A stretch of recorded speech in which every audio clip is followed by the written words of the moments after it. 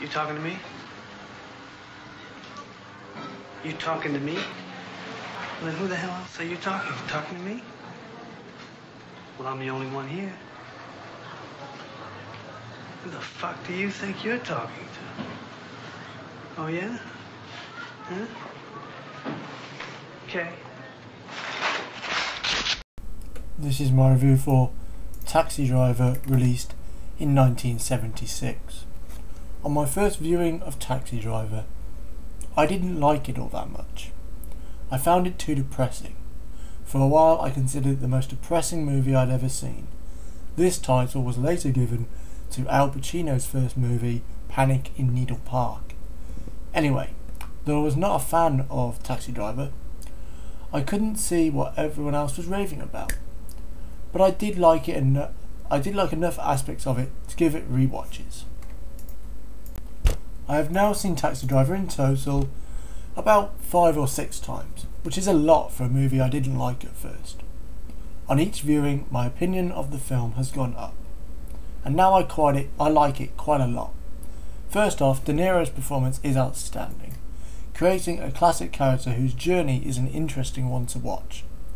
The thing about Travis Bickle is that though he is a very unlikable guy, he's just not a nice guy, a killer, a racist. He has morals within his own mind. He does have these kind of morals. The moral mainly comes from the story involving Jodie Foster's character. He is right in that he wants to take Foster's character away from the life of prostitution, but at the same time he is a killer and kills many to save Foster's character from this life. It was the Foster storyline which I had most issue with. I found it too dark for a film that was already very dark.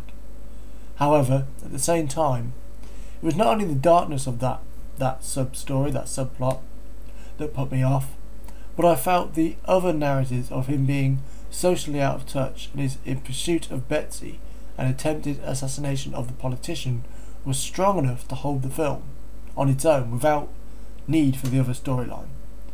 The movie is shot very well, especially the scenes of Travis driving around in the taxi with the brilliant score from Bernard Herrmann, which ranges from bellowing ominous tones to low-key jazz pieces. Jodie Foster's performance in the film is very good, especially considering her age at the time of the film. As I said before, I felt the scenes displaying Travis's attempts to woo Betsy were the best moments in the film. Scenes such as their first meeting in the diner or the movie theatre scene. Anything showing Travis's isolation from the normal world and how things are done. Also, another favourite scene is when he is talking to Peter Boyle's character outside the diner. I found that a very interesting scene indeed.